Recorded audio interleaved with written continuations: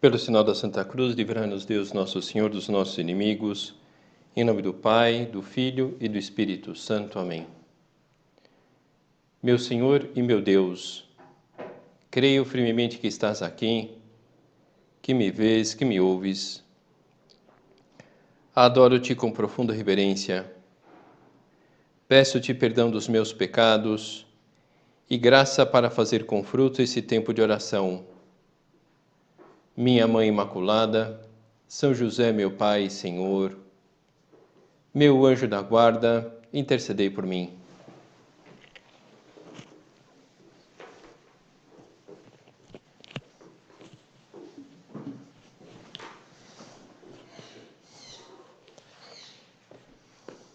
Nessas últimas semanas, nós temos procurado tratar o tema das virtudes humanas e vamos continuar com esse tema de fundo ao longo das próximas semanas, lógico, com algumas variantes para também não tornar o tema enfadonho. E pelo que nós vimos até agora, primeiramente foi apresentada o que são as virtudes, a sua natureza. Na última vez falávamos dos vilões que podem atrapalhar a prática, a aquisição das virtudes. E talvez possa ficar a impressão que é uma realidade de fato importante, não só do ponto de vista espiritual, religioso, mas do ponto de vista espiritual humano, no sentido de uma realização interior do ser humano, na linha de sermos mais seres humanos, para dizer de uma forma. Então pode ficar a impressão que é uma realidade importante, mas muito dura, no sentido de difícil, e podemos olhar para algumas virtudes e achar que, bom, no meu caso lá, aquilo lá é impossível. Então vamos aprofundar hoje numa realidade que serve como catalisador das virtudes, que é a vida da graça. Então, assim como na meditação anterior falávamos que precisávamos ser honestos para advertir sobre esses perigos diante da prática das virtudes, que é o orgulho e o hedonismo, então também é preciso atuar com honestidade para conhecer esse catalisador importante. O catalisador, ele indica algo que estimula mudanças. O catalisador, ele acelera o processo químico. Ele funciona como estimulante, incentivador, acelerador. Creio que é uma definição que serve muito para a graça, não só na luta para adquirirmos as virtudes, mas como um todo. A graça como esse estímulo para as mudanças, acelera as mudanças, é um estimulante, um incentivador, um acelerador. Uma e outra vez vamos voltando a umas definições importantes, e uma delas é que a vida de relacionamento com o nosso Senhor é uma ação conjunta entre nós e Ele. Então, nós, da nossa parte, o esforço pessoal, e da parte de Deus, justamente o auxílio da sua graça, para que aquelas coisas boas que nós queremos colocar em prática, de fato, cheguemos a colocá-las em prática. Sobre esse estímulo que a vida da graça é para nós, eu queria trazer aqui um episódio que talvez ajude a ilustrar como se estimula, como a graça estimula a vida, as ações de uma pessoa sem tirar a sua liberdade. Então eu trago aqui um episódio que ocorreu na vida da Montse Gracias, uma numerária que ela, muito jovem, com 18 anos, ela morre de câncer. E conta lá na sua biografia que um momento difícil eram os curativos que precisavam ser feitos. porque sofria ela mesma e quem os fazia? Em geral, a sua mãe. E conta aqui a mãe da Montse. Às vezes parecia que não conseguiríamos aguentar. Quando conto essas coisas, há sempre alguém que diz: realmente, Manolita, não entendo como você poderia suportar tal coisa. E eu sempre respondo: olha, você comete um grande erro se acha que há algum mérito da minha parte. Posso assegurar-lhe que não houve. O que havia, e muito, foi uma grande graça, uma grande ajuda do Senhor. Portanto, se algo semelhante acontece com você, não precisa se preocupar. Deus irá ajudá-la e te dará a assistência que você não tem agora, simplesmente porque você não precisa dela. E além disso, Deus aperta, mas não sufoca. Tira de um lado e dá do outro, porque não quer que você fique louca de dor, porque a vida segue. Tem mais 8 filhos e é necessário seguir lutando. Agora, quando penso nesses meses, parece quase impossível para o Manuel e eu que fôssemos capazes de fazer aquilo. Eu me perguntei mais de uma vez: você foi capaz de fazer tudo sozinha? E eu sempre respondo a mim mesma: não, é a mais pura verdade. Nós realmente não fizemos isso. Deus nos ajudou e nos deu uma força, uma graça extraordinária para que não morrêssemos de tristeza e de dor por vê-la daquele jeito. É por isso que agora há algumas coisas que, quando me lembro, parecem quase irreais. Mas eram verdadeiras. Retirava as ataduras com total serenidade, apesar do mau odor que exalava aquilo. Quando removíamos as ataduras, sempre machucávamos um pouco a pele e lavávamos. E depois me sentava à mesa e comia como se nada tivesse acontecido. Eu até engordei. Então eu me sentava ao lado dela e rezava. Via o Senhor ali, sem nada de milagres. Eu sentia a presença dele naquela filha que estava morrendo.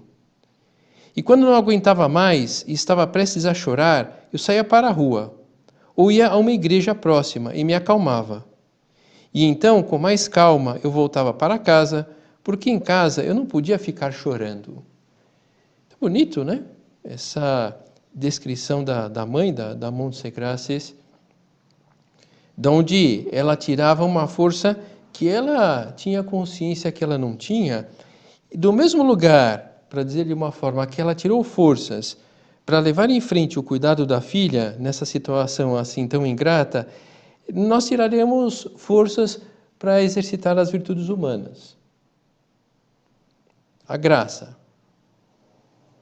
A graça, essa vida nova, essa força nova que se apresenta no ser humano como um empurrão, essa graça, essa vida nova diferente da existência comum dos seres humanos, uma vida particular e exclusiva dos que creem em Cristo, das pessoas que acreditam em Deus. Essa vida que o cristão começa a viver é a mesma vida de Cristo. Como assim? E entre ele e nós, entre Cristo e nós, se estabelece uma união diferente, uma união superior. Podemos dizer até que é uma união mais forte que entre os membros da sociedade humana. Pela graça, a nossa união com Deus é mais viva e forte que a nossa relação com os nossos pais, por exemplo.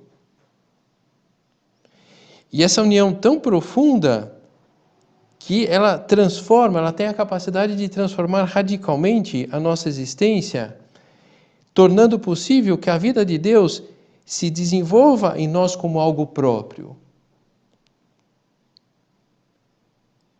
Como assim? A vida de Deus se desenvolve em nós como se nós fôssemos marionetes de Deus que vai nos controlando? Não, porque aí nós perderíamos a liberdade. Mas uma graça que atua na inteligência, uma graça que atua na vontade, nós vemos como algo mais razoável e aquilo se apresenta com mais brilho para a nossa racionalidade ou no nosso coração. Para dizer de uma forma assim um pouco mais coloquial, a gente tem mais vontade por causa da graça de fazer aquilo. Tudo bem, concordo que não seja algo muito fácil de compreender aquelas pessoas que ouviram a doutrina de Cristo, essa doutrina de Cristo, diretamente dele, tiveram a mesma dificuldade. Por isso, Nosso Senhor ele utiliza uma comparação. Se nós quisermos, podemos conferir lá no capítulo 15 do Evangelho de São João, bem no comecinho do capítulo 15. Eu sou a videira verdadeira, o pé de uva, e meu pai é o agricultor. Permanecei em mim e eu permanecerei em vós. O ramo não pode dar fruto por si mesmo, se não permanecer na videira. Assim também vós não podeis tampouco dar fruto, se não permanecerdes em mim. Talvez numa passagem, um passeio pelo campo, já vimos isso, ou mesmo em outros lugares, você vê que um ramo, um galho, ele se desconectou lá da árvore, então ele está seco, porque ele não está sendo alimentado. O ramo não pode dar fruto por si mesmo, se não permanecer na videira. Assim também vós não podeis tampouco dar fruto, se não permanecerdes em mim. Eu sou a videira, vós os ramos. Quem permanecer em mim e eu nele, esse dá muito fruto, porque sem mim nada podeis fazer. Se alguém não permanecer em mim, será lançado fora, como o ramo. Ele secará e hão de ajuntá-lo, e lançá-lo ao fogo, e queimar-se-á. Um ramo seco não serve para muita coisa. Então joga fora, queima lá o ramo seco. Portanto, para captarmos o conteúdo da vida da graça, nós precisamos estar perto de Cristo. Mais que perto, atuar de fato como quem somos. Nós somos os seus filhos, filhos de Deus. Então, a primeira consequência da realidade da vida da graça é essa, a transformação, a nossa transformação em filhos e filhas de Deus. E como se dá isso na prática? Quando uma pessoa ela adota como filho, aquela pessoa, aquele casal, eles podem dar o sobrenome, eles podem compartilhar com aquele filho os seus bens, a sua herança, e podem oferecer àquele garoto, àquela menina, carinho, mas eles não podem comunicar-lhe uma parcela da sua própria natureza, da sua própria vida. Não dá para transmitir o DNA, ou melhor, o código genético para aquela criança adotada. Na adoção divina é diferente. Quando nós somos batizados e somos adotados como filhos, filhas de Deus, se acrescenta algo que introduz uma melhora na vida pessoal de quem é batizado, de quem é adotado por filho de Deus. Nós temos, para dizer de uma forma, uma transformação do código genético. Mais propriamente, poderíamos dizer que a pessoa é divinizada naquele momento. Há, naquele momento do batismo, uma graça especial que recebemos, que é a graça santificante, essa ajuda divina que une a nossa alma a Deus. O que é unir essa alma a Deus? Uma graça que nos faz gostar de Deus, gostar das realidades de Deus, sem mesmo ter muito clara a sua pessoa, sem conhecê-lo muito bem. Não é interessante isso? Quando, no âmbito da amizade, nós gostamos muito de algo e queremos transmitir aquilo para a pessoa, para que a pessoa goste também daquilo, porque é muito bom. E às vezes a gente não consegue, por mais que a gente descreva o que é aquilo, a sensação que nos causa, aquele amigo, aquela amiga não gosta como nós gostamos. Então, de alguma forma, essa graça que Nosso Senhor nos oferece no batismo e que nós podemos ir atualizando ao longo da nossa vida, faz com que a gente goste da realidade das coisas de Deus. Creio que estamos todos convencidos de que Deus é importante para nós e, além disso, nós contamos com o seu amor, esse desejo do nosso bem que Ele tem. Por isso, nós tentamos, de alguma forma, estar perto de Deus para corresponder a esse amor. E percebemos, infelizmente, também a facilidade com que tendemos a afastar-nos de nosso Senhor. Então, diante de toda essa realidade, é normal que nós procuremos proteger ao máximo a graça santificante nas nossas vidas, que nos proporciona a possibilidade de estabelecer um relacionamento íntimo com Deus.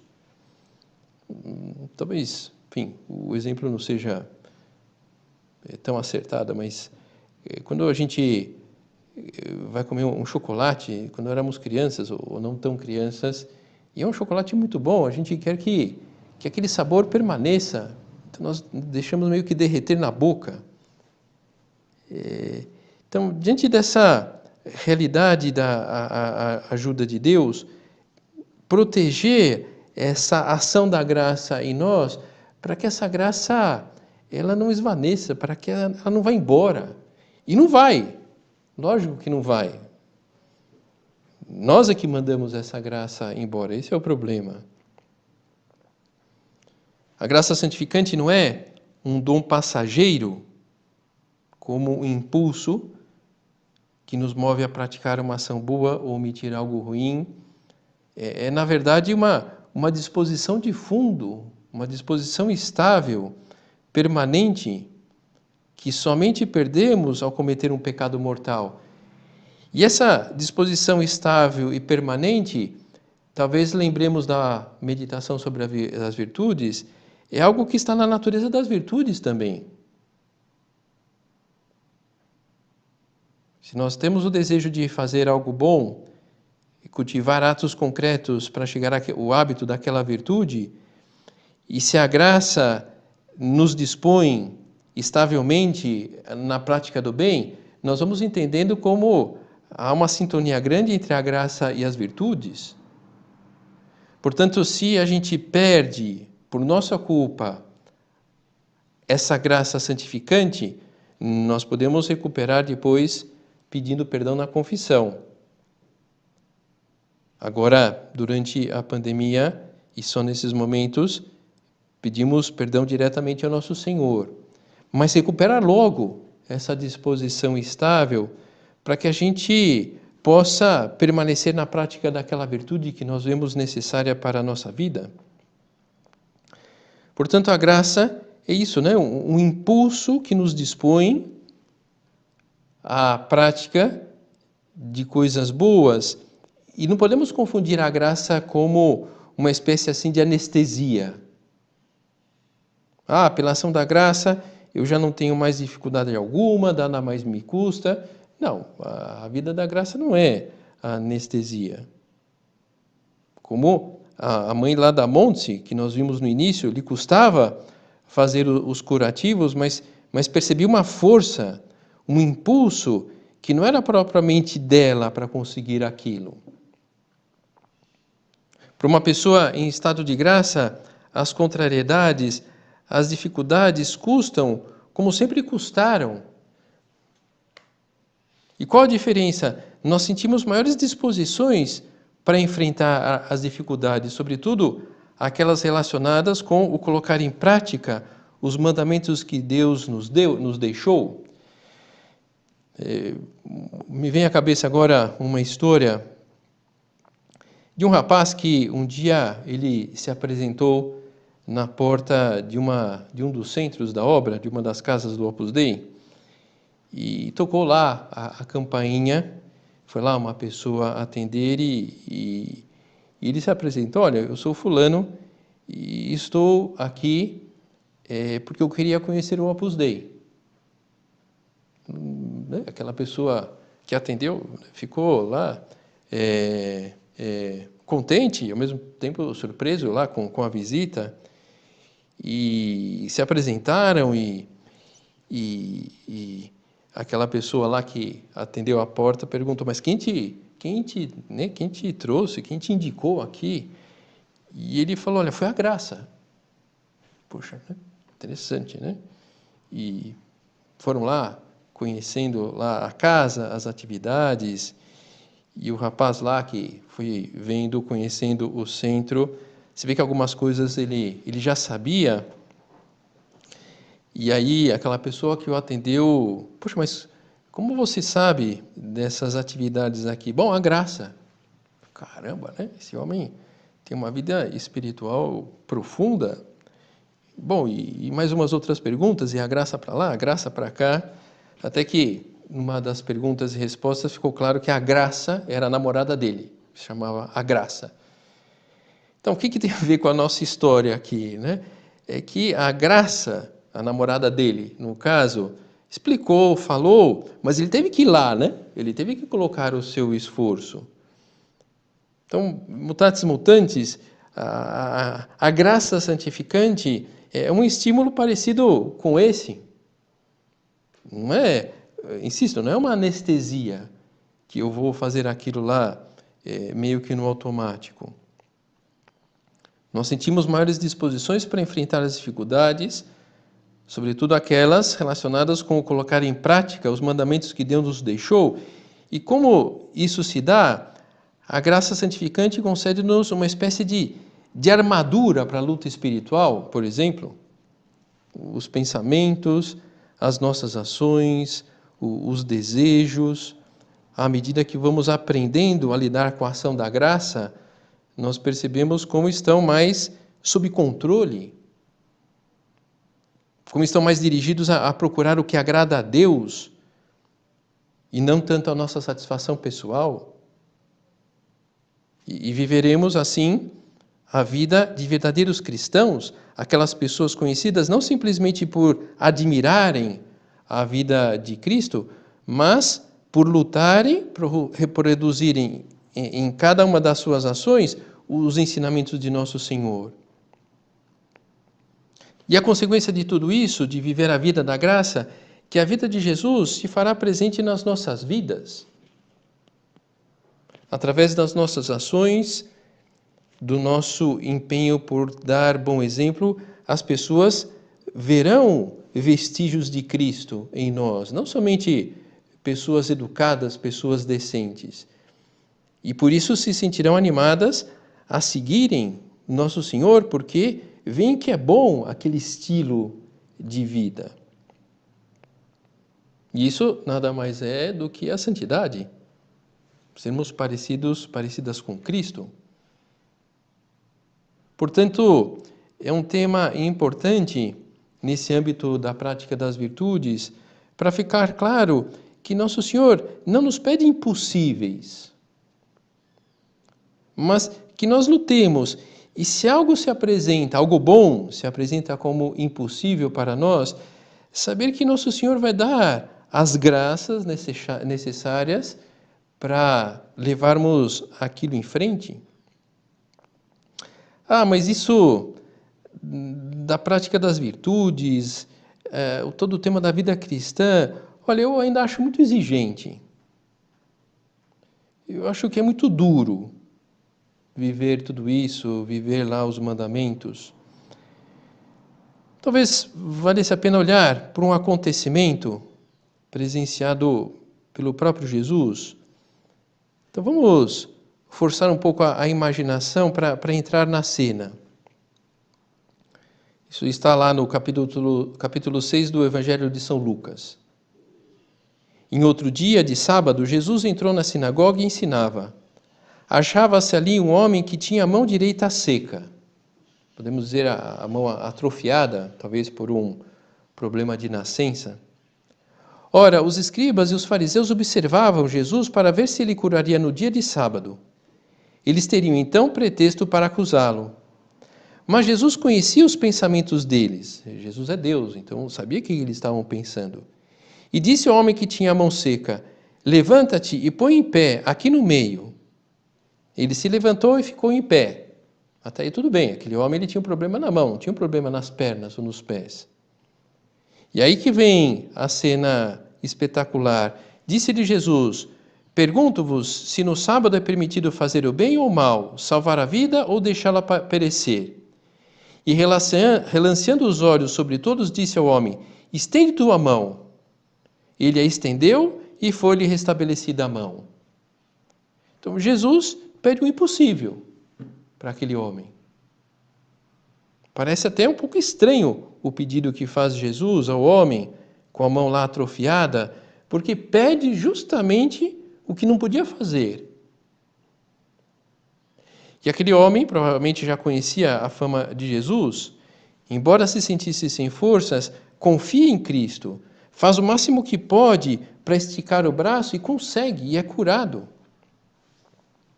Aquele homem, apesar das suas experiências anteriores, esforçou-se por fazer o que o Senhor lhe dizia e a mão ficou curada. E ele curou-se graças a que a força divina das palavras de Cristo, mas também pela sua docilidade em levar em frente aquele esforço que era pedido. Então assim é que atua a graça de Deus.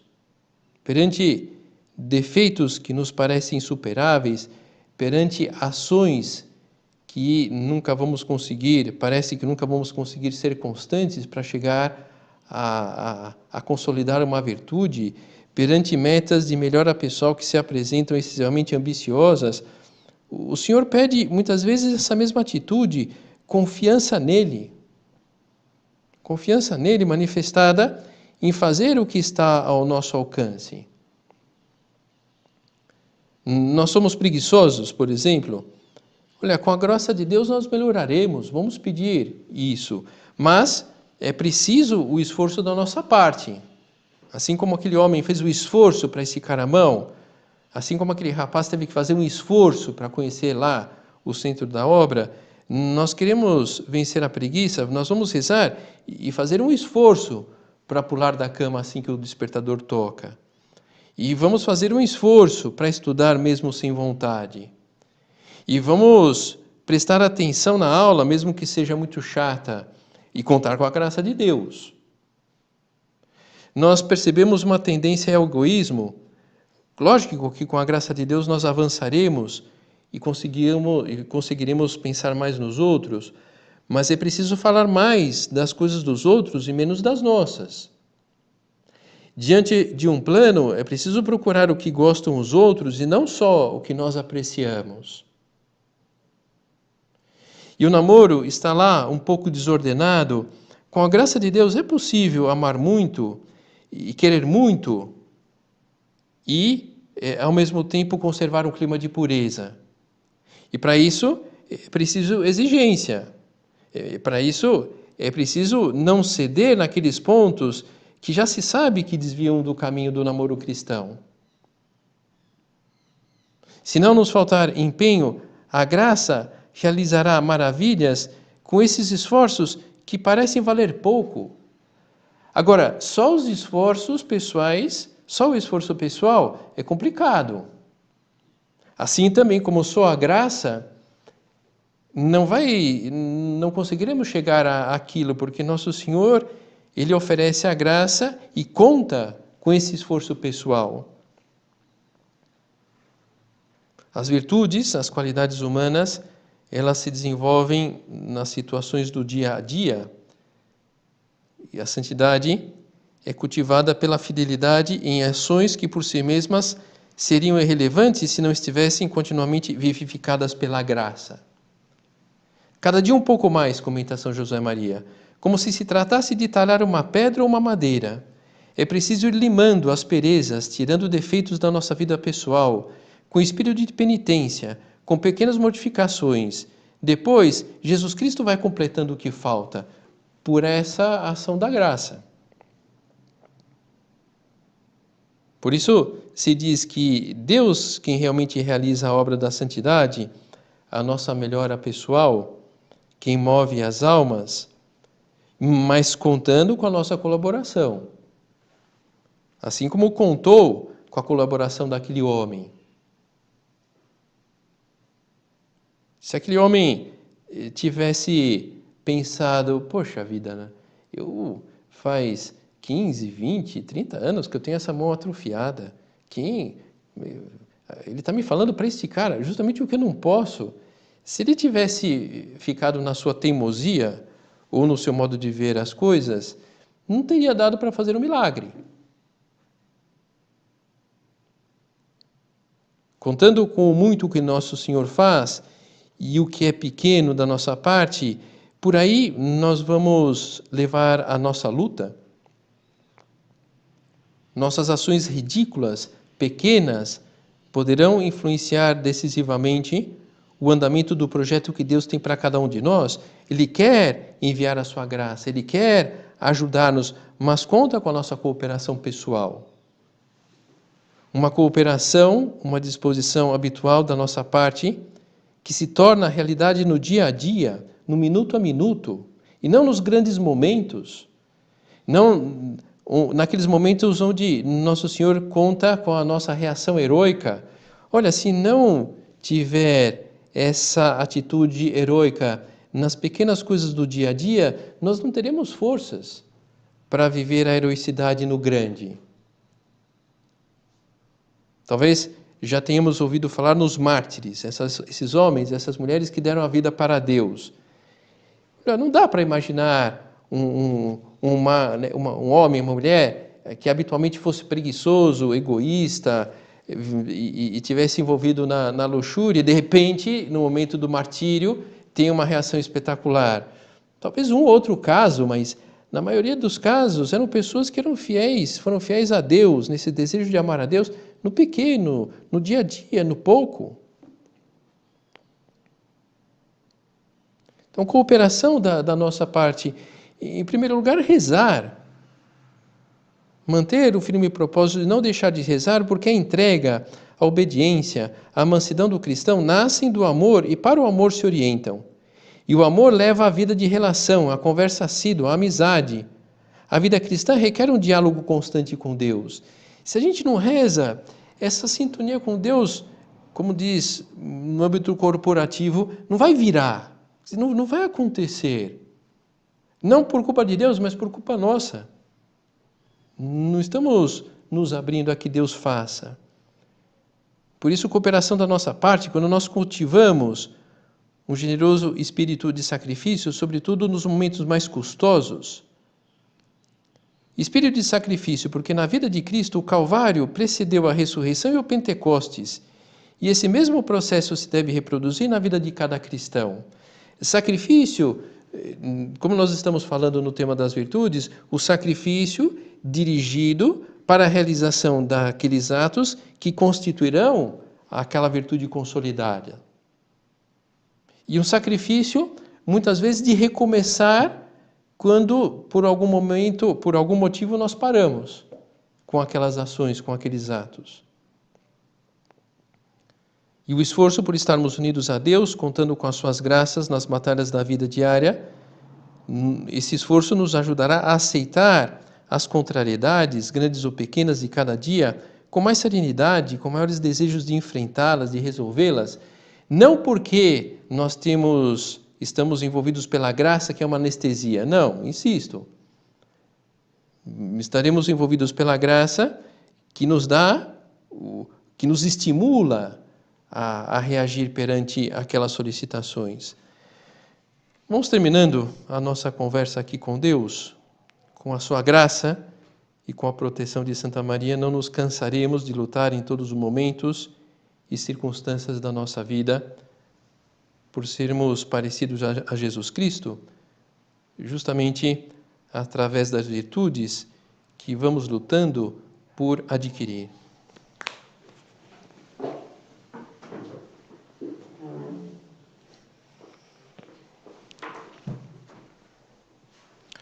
Dou-te graças, meu Deus, pelos bons propósitos, afetos e inspirações que me comunicaste nesta meditação. Peço-te ajuda para os pôr em prática. Minha Mãe Imaculada, São José, meu Pai e Senhor, meu anjo da guarda, intercedei por mim.